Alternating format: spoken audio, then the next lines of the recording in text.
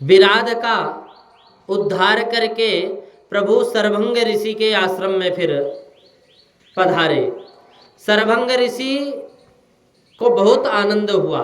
सरभंग ऋषि विचार करने लगे कि मैं अनन्य भाव से भगवान श्री रामचंद्र जी का नित्य स्मरण करता था, इसलिए आज दयालु परमात्मा मेरे आंगन में पधारे। ऋषि ने राम लक्ष्मण जानकी का स्वागत किया।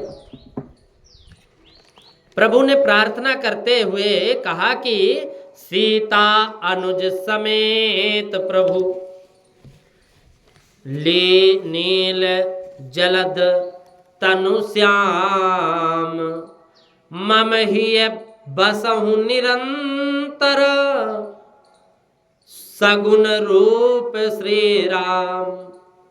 सरभंग ऋषि ने परमात्मा के दर्शन और स्तुति करते करते पंच भौतिक देह का त्याग किया और ब्रह्मलोक में चले गए।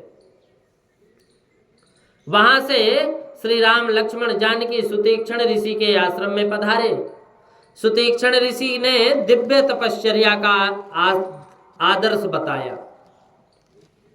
सुतीक्षण ऋषि अगस्त ऋषि के अनन्य सेवक थे।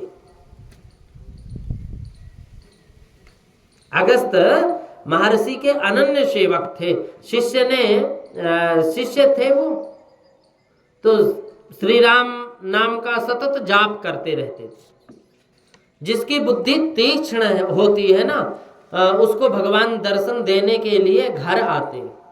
बुद्धि जब तक संसार का चिंतन करती है, शरीर सुख का विचार करती है, तब तक वह स्थूल है, तीक्ष्ण है। जो किसी भी दिन इस स्थूल शरीर का चिंतन नहीं करता, बुद्धि से काम हटे, बुद्धि निष्काम बने, तब यह सुतीक्ष्ण बनती है, सूक्ष्म बनती है और तब वह परमात्मा को खींच कर लाती है। बुद्धि सूक्ष्म बुद्धि से ही परमात्मा का अनुभव होता है। सकाम बुद्धि से प्रभु का अनुभव नहीं होता। महापुरुष निष्काम बुद्धि से परमात्मा का साक्षात्कार करते हैं। सूर्य का प्रकाश सर्वत्र होता है। सूर्य का प्रकाश सर्वत्र होता, हर जगह होता है, परंतु यह प्रकाश सूर्य कांतमणि द्वारा कपास के ऊपर पड़े तो वह अग्नि को जिस प्रकार प्रकट करता है ना, उसी प्रकार सर्वव्यापक परमात्मा निष्काम बुद्धि द्वारा प्रकट होते हैं। तो सुतीक्षण ऋषि परमात्मा का सतत ध्यान करते थे और सतत ध्यान करते करते इनकी भक्ति अलौकिक थी। अविरल प्रेम भगते मुनि पाई। भगवान को पधारे हुए देखकर सुतीक्षण ऋषि को अतिशय आनंद हुआ। प्रभु का स्वागत किया, सुंदर स्तुति करते हुए कहा कि हे सीतापति, त्वन्मंत्र जपाप्य मनंत गुणा प्रमेया सीतापते शिव विरिंच समाश्रितांग्रे संसार सिंधु तरणा मलपोत पादा रामाभिराम सततम तव दास दास। कहते मैं नित्य निरंतर भगवान का आपका जप करता हूं। हे राम, शिव और ब्रह्म आपके चरणों में आश्रित हैं। सीतापते शिव विरिंच समाश्रितांग्रे। शिव जी ब्रह्मा आपके चरणों में आश्रित है। आपके चरण संसार सागर पार करने के लिए नाव है। हे नाथ, मैं आपके दासों का भी दास हूं। कहते हैं कि रामाभिराम सततम तव दास दासः। मैं तो आपके दासों का भी दास हूं। सागर पार करने के लिए नाव है। हे नाथ, मैं आपके पास दासों का भी दास हूं और इस संसार रूपी अंधेरे कुएं में पड़ा हुआ हूं। मलमूत्र से भरे हुए इस शरीर के मोह में फंसा हुआ हूं, परंतु मेरी इस करुण दशा में से मुझको उबारने के लिए आपने आज मेरे ऊपर कृपा कर दी। आप इंद्रियों का विषय ना होने पर भी आज काल के उपाधि से रहित हो, अरूप हो, चिद घन प्रकाश स्वरूप हो, परंतु मेरे हृदय में तो आज आपके जिस स्वरूप में यहाँ मुझको प्रत्यक्ष दर्शन दिए हैं वह ही आपका स्वरूप सदा सर्वदा अंकित रहे। आज से अन्य किसी स्वरूप की मुझको इच्छा नहीं हो। महाराज थोड़ी देर अधिक कृपा करो, थोड़े दिन आप यहीं विराजो। अति आनंद हुआ। सुतीक्ष्ण ऋषि के आश्रम में रघुनाथ जी विराजने लगे। अब सुतीक्ष्ण ऋषि समझ गए कि प्रभु यहाँ से अगस्त ऋषि के आश्रम में पधारने वाले हैं।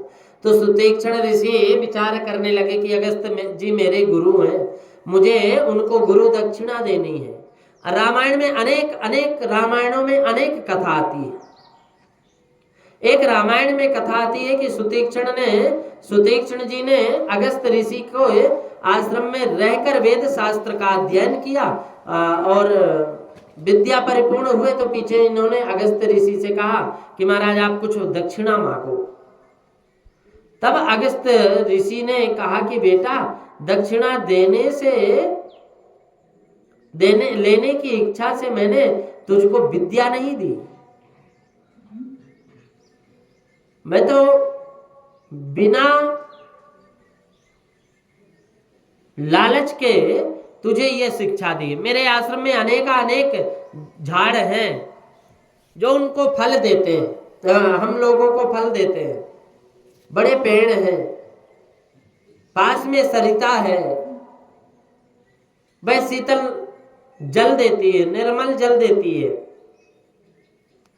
मुझको संतोष है, मेरे कोई इच्छा नहीं है, मुझे कुछ नहीं चाहिए। जिसको परमात्मा का अनुभव हुआ है उसके जीवन में संतोष और शांति होती है।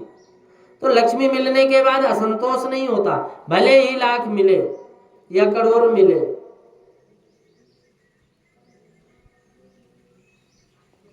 जिसको परमात्मा का अनुभव हुआ है उसको संतोष है। लक्ष्मी मिलने के बाद संतोष नहीं होता, भले पीछे लाख रुपए मिले, करोड़ों मिले। लक्ष्मी पति जिसको मिल जाते हैं ना उसको शांति मिल जाती है। लक्ष्मी मिलने से शांति नहीं मिलती, अशांति मिलती है। और लक्ष्मी पति मिलने से अशांति दूर होती है, शांति मिलती है। सतत ध्यान तब हो सके जब लक्ष्मी का ध्यान छूटे। प्रभु का जो सतत ध्यान करते हैं वे अधिकांश भाग में गरीब ही होते हैं। जो भगवान का ध्यान करते हैं ना वो गरीब ही होते हैं, निर्धन होते हैं। समस्त दिन ध्यान करे वह लक्ष्मी जी को ठीक नहीं लगता। सतत भक्ति करे तो लक्ष्मी जी को ऐसा लगता है कि मुझे नारायण के साथ एकांत में 5 मिनट भी बात नहीं करने देता। तो लक्ष्मी जी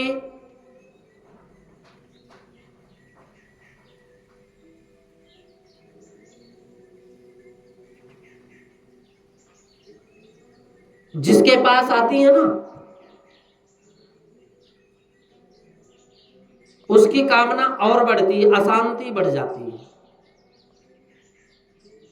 और जो भगवान का ध्यान करता है, अधिकांश भाग में गरीब होते हैं लेकिन वो संतुष्टि होते हैं।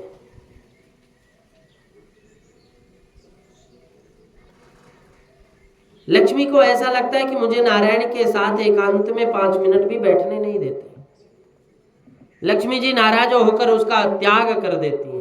संपूर्ण दिवस भक्ति करे उसे लक्ष्मी पति मिलते हैं, लक्ष्मी जी नहीं मिलती। ऐसी भक्त को लक्ष्मी जी की आवश्यकता भी नहीं है।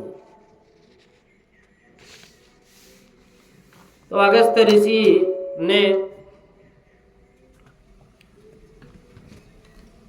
अगस्त ऋषि जी बोले कि जो मैं मांगूंगा वह देगा। भाई तुझको शक्ति हो तो तू मुझे श्री राम जी के दर्शन करा दे।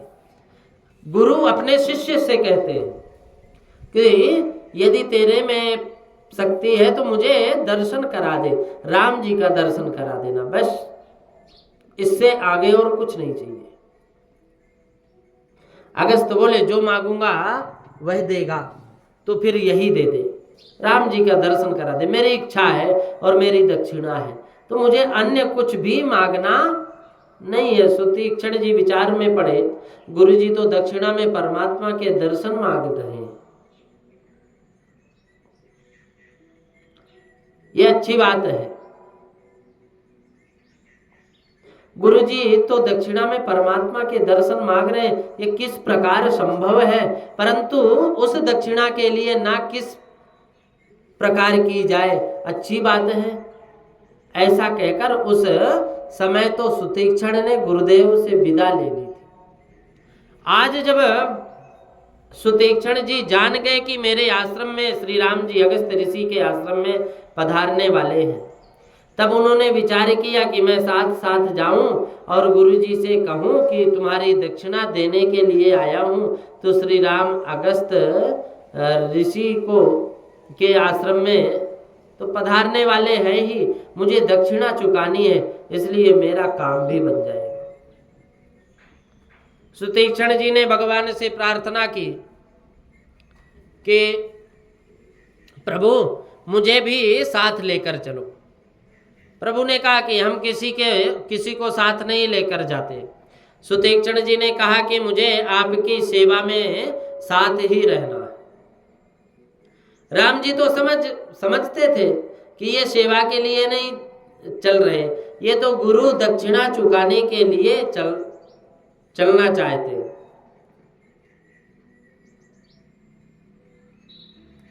इनकी बहुत इच्छा है तो भले ही चले। प्रभु ने सम्मति दे दी। उससे सुतीक्षण जी को अतिशय आनंद हुआ। वाल्मीकि जी ने वर्णन किया कि सरभंग सुतीक्षण आदि एक ऋषि के आश्रम में थोड़े थोड़े दिन निवास करते हुए रघुनाथ जी आगे पधारते। अब अगस्त ऋषि के आश्रम में जाने को निकले। सुतीक्षण जी के पीछे श्री राम लक्ष्मण जी, जानकी जी चलने लगे। सब अगस्त ऋषि के आश्रम में जाकर पहुंच गए। श्री राम लक्ष्मण जानकी बाहर आश्रम के बाहर विराजने लगे और सुतीक्षण जी दौड़ते हुए आश्रम में गए। अंदर जाकर गुरुदेव को साष्टांग प्रणाम किया और उस समय महर्षि अगस्त ऋषि शिष्यों को श्री राम मंत्र का अर्थ समझा रहे थे।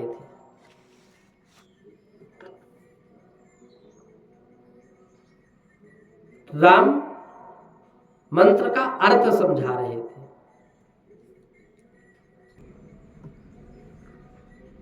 रेफो अग्निर्हमेवोक्त विष्णु सोमो उच्यते आवयोर्मध्यगो ब्रह्मा रविरकार उच्यते। कहते हैं कि रा यह अग्नि का बीज है और मां यह कार का यह चंद्र का बीज है।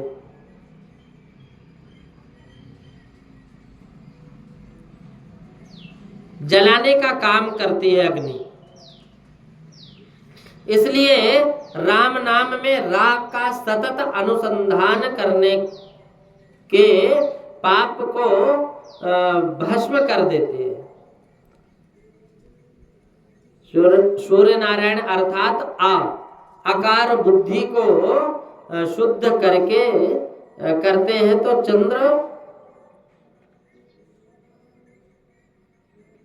चंद्रमा मकार शीतलता देते, शांति देते, आनंद देते। ओंकार की जो महिमा है,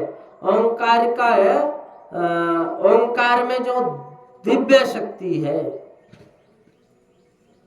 दिव्य शक्ति है, वही महिमा, वही दिव्य अवगुण, वही दिव्य शक्ति राम नाम में है। कौन सी? ओंकार में जो महिमा है, ओंकार में जो दिव्य शक्ति है, वही महिमा, वही शक्ति राम नाम में है। तो सुतीक्षण जी ने साष्टांग वंदन करके गुरुजी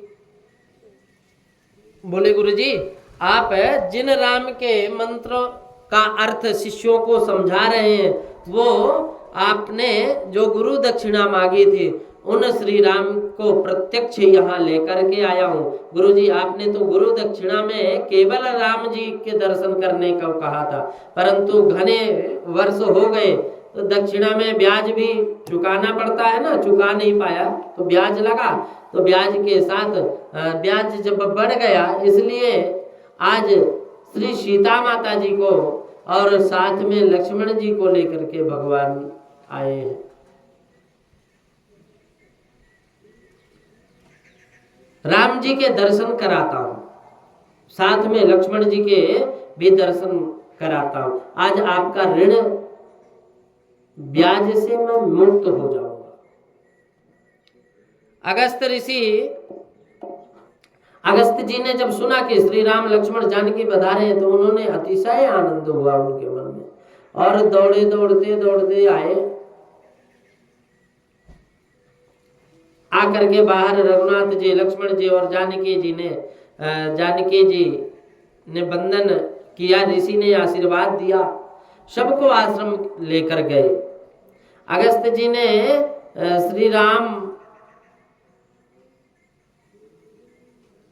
जी ने राम जी से कहा कि तुम्हारी कृपा जिस जीव के ऊपर होती है वही जान पाता है।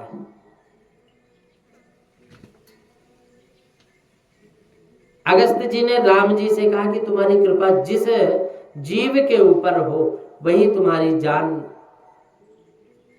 सकता है, तुमको जान सकता है तुम कौन हो। तुम्हारी कृपा जिस जीव के ऊपर होती है वही जान सकता है, और जिसे तुम बराबर ज्ञान, तुम्हारा जिसे बराबर ज्ञान हो गया,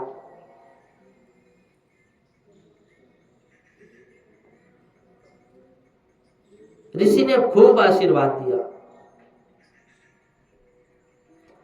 सोई जा नहीं जेहि देहु जनाए, जानत तुम ही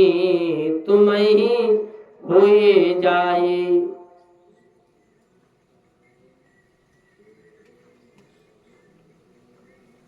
परमात्मा की कृपा के बिना प्रभु का ज्ञान होता नहीं, परंतु एक बार जो परमात्मा को बार बार जान ले, अनुभव कर ले,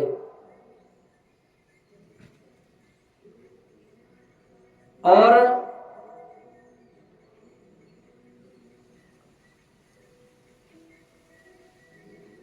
जो अनुभव कर लिया ना, वह भगवान से अलग फिर कभी होता नहीं। परमात्मा के स्वरूप का ज्ञान अद्वैत भाव से भरा हुआ है। परमात्मा का ज्ञान हो जाए तो ज्ञाता और ज्ञेय एक हो जाता है।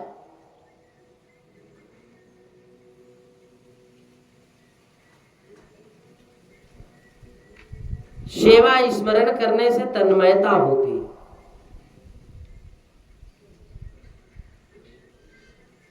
ईश्वर का अपरोक्ष साक्षात्कार होता है और उसमें जीव ईश्वर में मिल जाता है। श्रुति वर्णन करती है कि उस समय मैं तू रहता नहीं, वृत्ति ब्रह्माकार बन जाती है। सब में ईश्वर देखने वाला, स्वयं को ईश्वर दिखाने वाला, स्वयं को दिखाने वाला,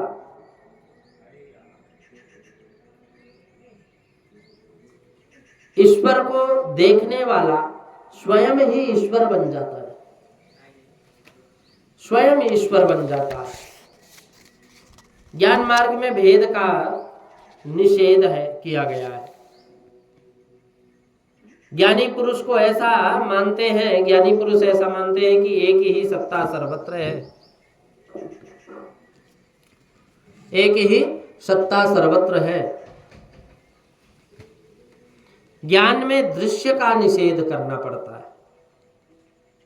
वेदांत का विवर्तवाद में विवर्तवाद है और वैष्णव का परिणामवाद है। परिणामवाद, वेदांती विकृत ब्रह्म परिणामवाद में मानते हैं कि वैष्णव अविकृत ब्रह्म परिणामवाद है। विवर्तवाद कहता है दूध का दही होता है, परंतु दही दूध नहीं होता। और वैष्णव कहते हैं कि जगत का ईश्वर तो जगत का ईश्वर में से जो परिणाम हुआ वह दूध से दही की तरह नहीं है, परंतु सोने की शलाका में से सुवर्ण का आभूषण बनता है ना, उस आभूषण बन गया तब वह सुवर्ण ही रह जाता है। जगत गुरु शंकराचार्य स्वामी कहते हैं कि ब्रह्म सत्य है, जगत मिथ्या है, असत्य में मृदक जाल जैसा है, अधिष्ठाता ब्रह्म सत्य होने से यह जगत स्वरूप भासता है। वास्तविक रीति से ईश्वर एक ही है और एक ही परमात्मा अनेक स्वरूप धारण करते हैं, परंतु वे जीव स्वरूप सत्य नहीं, अविद्या से जगत सत्य स्वरूप लगता है। जगद्वलक्षणं ब्रह्म ब्रह्मणोऽन्यत् किंचन ब्राह्मणं भाति चेन्मिथ्या यथा मरुमरीचिका। महाप्रभु जी कहते हैं कि जगत ब्रह्म का परिणाम और इसी से सत्य है। जगत ब्रह्म का परिणाम है और इसी से सत्य है। ब्रह्मा जी निर्विकार रहकर भी ब्रह्म का परिणाम कर सकते हैं। यह जो कुछ दिखता है वह ईश्वर का परिणाम ब्रह्म ही अनेक स्वरूप में परिमाणित होते हैं।